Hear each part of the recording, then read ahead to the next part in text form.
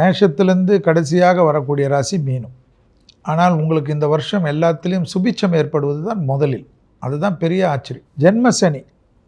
ஜென்மசனினா தோப்புக்கரணமாவது போடணும். போடலன்னா அந்த ஜென்மசனி வேலையை காட்டும், நீங்கள் தான் அனுப்பிக்கும்.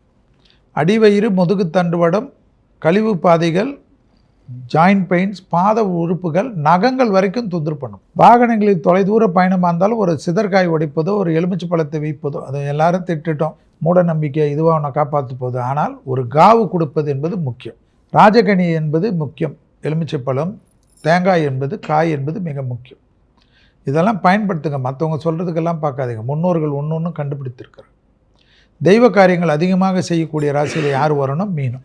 விநாயகரை மணமணியம் கட்டியாக பிடித்து கொள்ளுங்கள். கோளர் பதிகத்தை சொல்ல சொல்ல காலசர்ப்ப தோஷத்திலிருந்து பரிபூர்ணமாக நிவர்த்தி ஏற்படும்.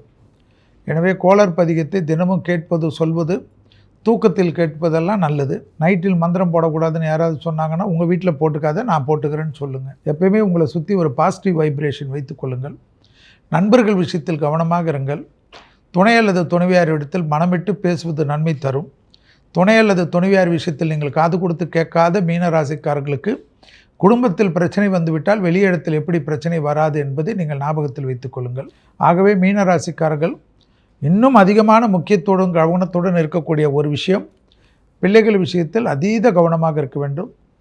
பிள்ளைகள் விஷயத்தில் சிறிய பிரச்சனைகள் பெரிதாகிறதுக்கு வாய்ப்புகள் உண்டு.